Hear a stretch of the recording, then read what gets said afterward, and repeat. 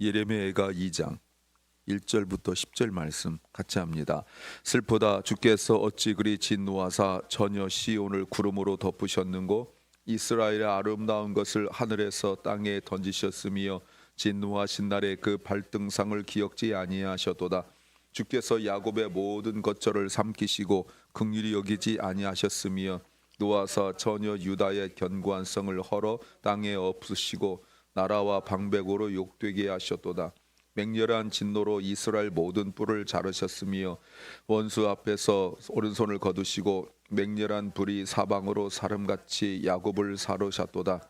원수같이 활을 당기고 대적처럼 오른손을 들고 서서 눈에 아름다운 모든 자를 살육하셨으며 전혀 시온의 장막에 노를 불처럼 쏟으셨도다. 주께서 원수같이 되어 이스라엘을 삼키셨으며 모든 궁을 삼키셨고 견고한 성도를 회포하사 전혀 유다의 근심과 애통을 더하셨도다. 성막을 동산의 조막같이 헐어버리시며 공의 처소를 회포하셨도다.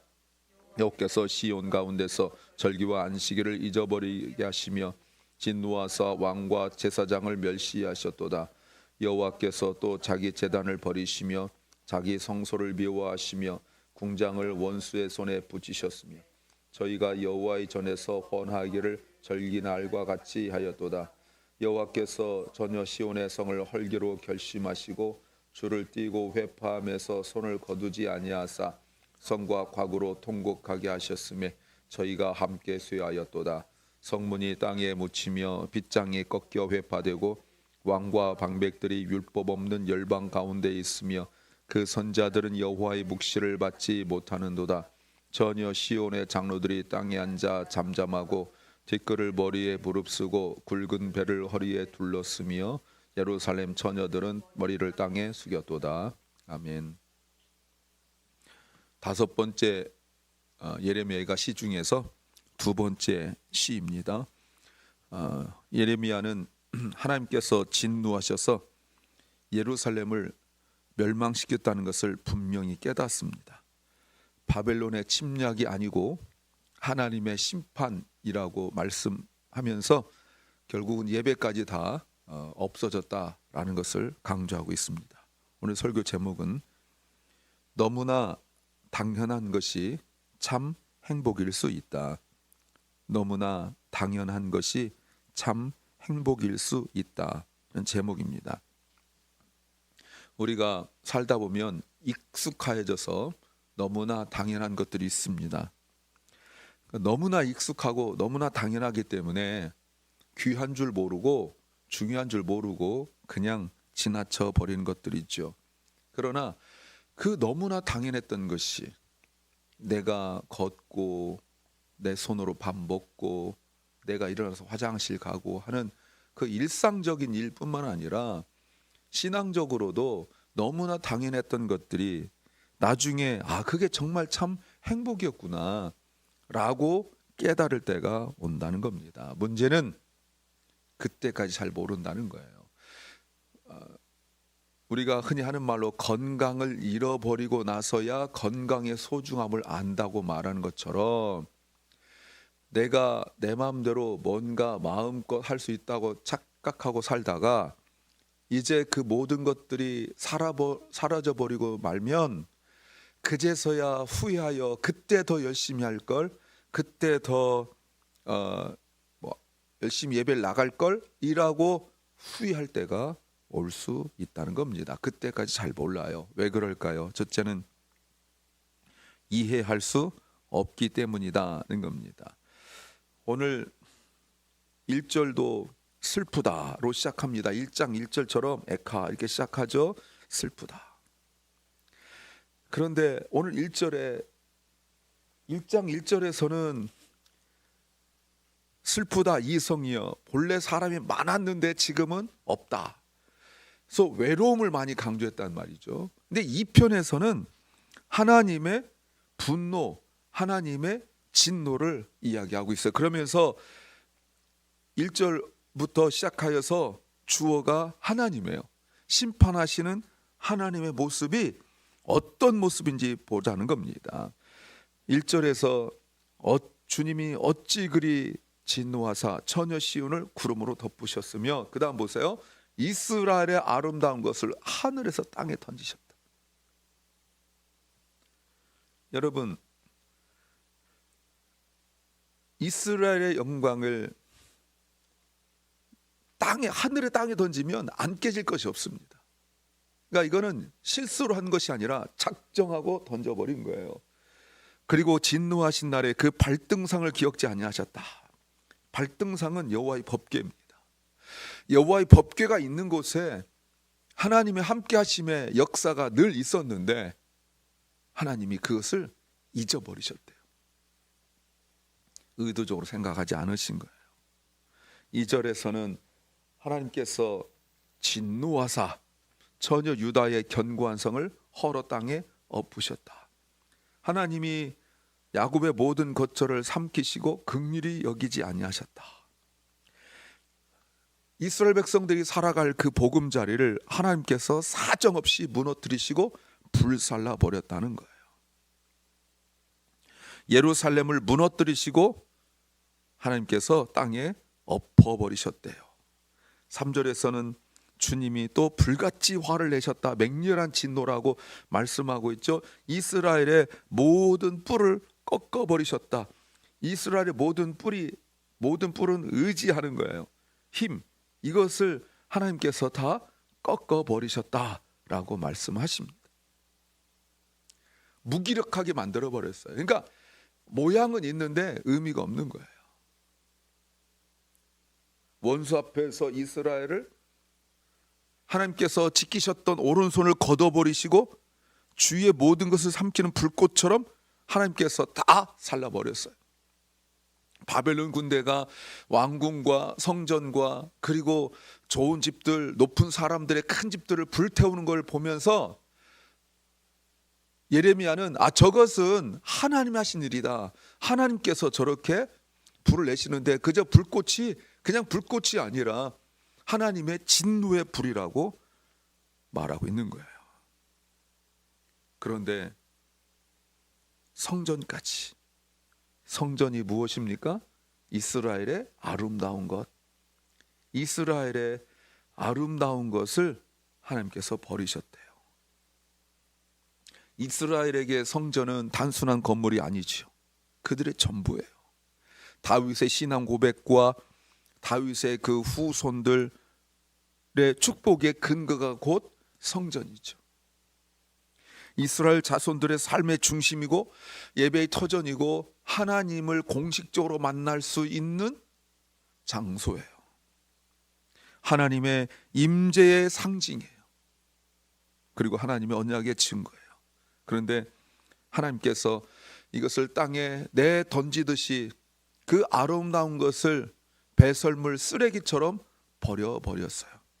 손에 우리가 더러운 것이 닿으면 기분 나빠 집어 던지고 흠칫하여 멀리 던져버리듯이 던져버렸어요. 무슨 말입니까? 이 아름다운 성전이 하나님께 더 이상 아무런 가치도 없어요. 그리고 더 충격적인 것이 하나님이 기억지도 아니하신, 오히려 축복의 통로가 근심과 걱정과 저주 덩어리가 되고 말았어요. 하나님을 만날 수 있는 그곳을 하나님께서 버려버리고 말았죠. 1절에 슬프다 주께서 어찌 진노하사 처녀 시온을 구름으로 덮으셨는 것, 독특한 표현입니다. 구름으로 덮었다라고 말씀하십니다. 출애굽기 40장 34절 말씀에 처음 구름이 나올 때, 구름 기둥 나올 때 이것은 하나님의 영광의 모습이었어요. 하나님의 임재였고 이스라엘 백성들을 하나님께서 인도하심의 그 모습이었어요. 홍해 앞에서 애굽의 그 바로의 군대를 막아주던 구름이었어요. 구름이 애굽의 군대를 덮었고 그들이 길을 못 찾아 혼란스러울 때 이스라엘 백성들은 밝은 햇빛을 비춰주셨고 그리고 홍해를 마른 땅같이 건널 수 있었어요.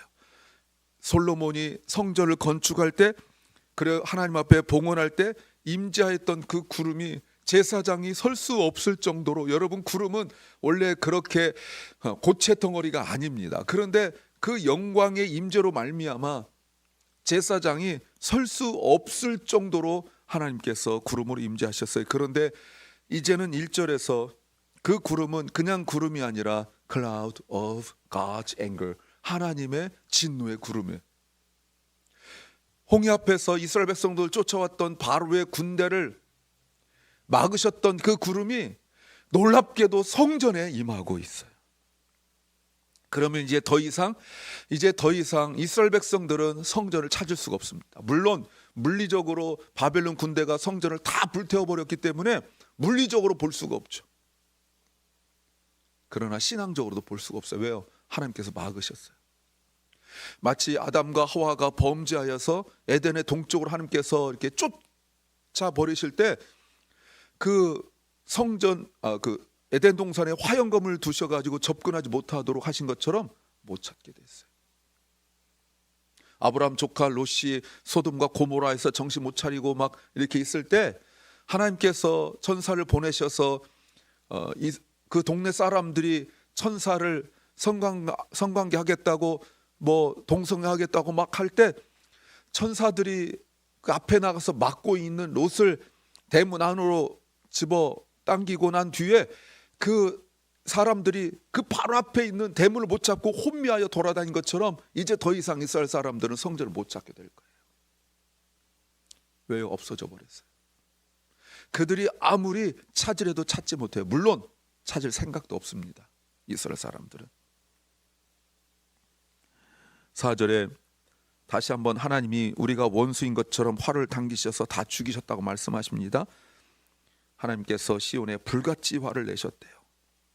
5절 말씀에 주께서 원수가 되셔서 이스라엘 삼키셨어요. 모든 궁전을 삼키시고 견고한 성도를 다 무너뜨리셨고 전혀 유다의 근심과 애통을 더하셨다라고 말씀하십니다. 여러분, 지금 1절부터 시작해서 5절까지 반복적으로 하고 있는 단어가 어찌하여가 반복적으로 말씀하고 있어요. 슬프다 주께서 어찌하여. 우리가 지금 잘 안 보이고 있지만 원어에 보면 어찌하여 계속 나오고 있어요.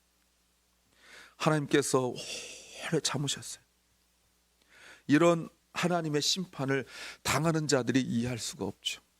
그래서 너무나 당연했던 모든 것들이 이제 당연하지 않아요. 눈앞에 있는 모든 것들이 다 사라져 버렸어요. 내가 살던 터전이, 예배당이, 그리고 모든 것들이 다 사라져 버렸는데 이것을 이해할 수가 없어요. 두 번째는 좋은 것을 좋은 줄 몰랐기 때문이다 하는 겁니다. 더 충격적인 것이 6절, 7절이에요. 6절 성막을 동산의 초막같이 아무런 미련도 없이 아낌없이 헐어버리셨어요. 공의 처소를 회파하셨어요. 공의 처소는 회막이에요. 하나님께서 다 헐어버리셨어요. 뿐만 아니라 6절에 여호와께서 시온 가운데서 절기와 안식일을 잊어버리게 하셨어요. 예배를 드릴 수가 없어요. 너무나 당연한 예배가, 안식일에 드리던 예배가 없어져 버리고 말았어요. 하나님께 나아갈 수 있는 그 절기가 없어지고 말았어요. 하나님께서 세우신 6월절부터 시작하여서 하나님께 세우신 그 성경에 기록된 7개 절기, 물론 그 중에 3대 절기도 있지만 그 절기가 다 사라져 버리고 말았어요. 그러니까 예배가 사라졌다는 것은 하나님과 아무런 연결된 근거가 없다는 거예요. 마치 사귀던 남자 여자가 헤어지고 났을 때 그 서로의 추억을 다 잘라버리듯이 그 이상으로 하나님은 하나님의 백성과의 만날 수 있는 그 모든 추억, 이런 것들을 인간적으로 표현하면 추억, 이런 모든 것들을 다 없애버리시고 만 거예요. 그리고 추억의 장소, 만날 수 있는 장소, 만날 시간도 다 없어버리고 말으셨어요. 더 이상 예배를 받지 않으시겠대요. 7절에 여호와께서 또 자기 제단을 버리셨어요. 여러분, 하나님께서 자기 제단을 버려버렸어요. 거절했다 이 말입니다. 그리고 성소를 미웠다는 걸 역겨워하셨다는 거예요. 마치 우리가 뭐 냄새 나는 거 이렇게 아주 불쾌한 냄새 나면 역겹잖아요. 어떤 때는 토가 나오잖아요. 토가 나오셨대요. 성벽도 하나님께서 포기하시니까 적군들이 와서, 보십시오. 7절에 저희가, 적군들이 와서, 원수들이 와서 여호와 전에서 기뻐하기를 마치 이스라엘 사람들이 절기날에 예배를 드린 것처럼 했대요. 여러분 이거 보십시오. 이방 군인들은 하나님의 전에서 자기들이 승리자로서 짓밟고 그 승리의 잔치를 벌이고 있는 거예요.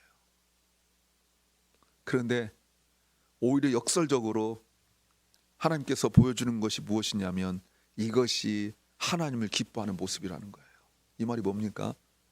성전이 무너지기 전에 이스라엘 사람들은, 예루살렘 사람들은 이런 예배의 모습이 없었어요. 에스겔에서 보면 너무나 형식적이었고 너무나 귀찮아했고 너무나 번거로워했어요.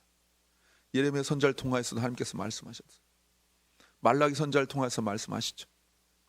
예배가 번거로워요. 너무 귀찮고 너무 힘들었어요. 의무적으로 인상을 쓰고 억지로 예배에 참여하는 모습이었어요. 그런데 이방 군인들은 자기들의 목적이 이루어졌기 때문에, 자기들이 하나님의 성전을 하나님 인정하지 않았기 때문에 거기에서 의도적으로 자기들이 지금 잔치를 벌이고 있는데 성전에서 기뻐하고 즐거워하고 있는 모습에, 그래서 그들이 하나님 앞에 있는 그 즐거움, 예배의 즐거움을 누리지 못하고 무시하고 버렸을 때 오히려 그 기쁨이 이방인에게 넘어가고 만 것이죠. 이것이 우리의 신약적 의미가 있는 거 아니겠습니까? 예수 그리스도가 오셔서 진정한 기쁨을 주려 할 때 거절했던 이스라엘 사람들의 모습, 누가복음 15장에서 돌아온 둘째 아들, 탕자라고 했던 둘째 아들이 아버지 집에 들어가서 죽었다가 다시 살아난, 아버지로부터 받은 모든 재산을 장녀들과 다 써버린 그 둘째 아들은 아버지 집에서 기쁨과 참 행복을 누리고 있는데 밖에 서 있는 큰아들의 모습, 이렇게 되어버리고 말았다는 거예요. 더 무서운 것이 무엇입니까? 제사장이 없어져 버리고 말았어요. 6절 하반절에 제사장을 멸시하셨어요. 그러면 여러분 이게 무슨 문제가 될까요? 이스라엘 백성들은 죄를 지어도 하나님과 화해할 수가 없습니다. 제사장이 있어야 하나님과 화해가 가능한데 성전 없어졌고 제단 없어졌고 안식일 없어졌고 절기가 없어진 것에 제사장마저 없어졌기 때문에 이제는 그들의 죄가 더 이상 용서받을 수 없어요. 그러면 멸망받을 뿐이에요. 충격적인 것이 9절입니다. 그 선지자들은 여호와의 묵시를 받지 못했다 하는 겁니다. 하나님의 말씀을 선지자들이 받아서 하나님의 백성들에게 선포하시는데 이제는 더 이상 이스라엘 백성들과 말하지 않겠다는 하나님의 의지의 표현이에요. 더 이상 선지자들에게 말씀하지 않으세요. 그러면 이제 자기 마음대로 살 수밖에 없어요. 말씀이 있어도 자기 마음대로 살잖아요. 예배가 있는데도 오지 않잖아요. 그랬는데 이제는 아예 없어져 버리고 말았어요. 전에는요, 내가 마음 먹으면 언제든지 갈 수 있다고 착각했어요. 성전은 언제나 그곳에 있기 때문에, 예배당은, 교회는 언제나 그 자리에 있기 때문에 내가 마음 먹으면 언제든지 갈 수 있다고 생각했어요. 내가 가지 않아도 예배 시간은 언제나 있었기 때문에 내가 피곤하지 않고 내가 시간이 넉넉하고 여유가 있으면 언제든지 가면 되는 줄 알았어요. 언제나 그 자리에 제사장 또는 목사가 있기 때문에 내가 언제든지 나는 가서 그냥 몸만 참석하면 된다고 착각했어요. 근데 이제는 주일도 없어지고 예배당도 없어지고 목사도 없어지고 이제 모든 것들이 다 없어져 버릴 때가 와요. 그것이 중요한 줄 몰랐어요. 이스라엘 백성들이 하나님의 택한 백성으로서 그들의 영적인 신앙적인 아이덴티티가 두 개입니다. 예배와 말씀이죠. 근데 제사장이 없어짐으로 예배가 없어지고, 선지자가 하나님께서 말씀 주지 아니하심으로, 선지자에게 하나님께서 말씀을 주지 아니하심으로 말씀이 사라졌어요. 그런데 제사 장로들은 힘이 없다고 말씀하고 있습니다. 장로들은 9절에 왕과 방백들이 율법 없는 열방 가운데 있다. 더러워졌어요. 더 이상 하나님 앞에 거룩한 예배 드릴 수 없어요. 그나마 형식적으로 드리던 예배도 하나님께서 받지 않으시겠다는 겁니다. 예배가 귀중한 것을, 중요한 줄 몰라요. 다시 말씀드려요. 나중에 더 여유 있을 때라고 생각하지 마시고 지금이 곧 아버지께 나올 때입니다. 예배 소중하게 생각하세요. 세 번째는 내가 변한 것을 모르기 때문이다는 겁니다.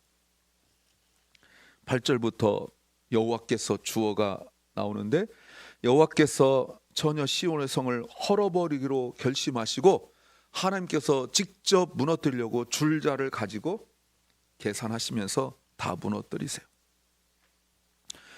8절에 성과 과거로 통곡하게 하시며 무너뜨리고 저희와 함께 다 멸망시켰어요. 성문이 땅에 묻혀버리고 빗장이 꺾여 회파되었고 왕과 방백들이 의미가 없어져 버리고 말았어요. 철저하게 무너뜨렸어요. 10절 전혀 시온의 장로들이 땅에 앉아 잠잠하고 티끌을 머리에 무릅쓰고 굵은 머리를 허리에 둘러쓰며 전혀 시온들은 예루살렘 처녀들은 머리를 땅에 숙였다. 완전히 무너져 버리고 말았어요. 그 성벽이 무너진 것이 마치 사람이 머리를 땅에 박아버린 것처럼 그런 모습으로 표현하고 있죠. 완전히 멸망했어요. 백성들을 정치적으로 신앙적으로 이끌고 나갈 모든 왕과 방백들, 장로들은 무기력하게 당하고 있는 모습이에요. 여러분, 정말 하나님이 너무하다 싶으십니까?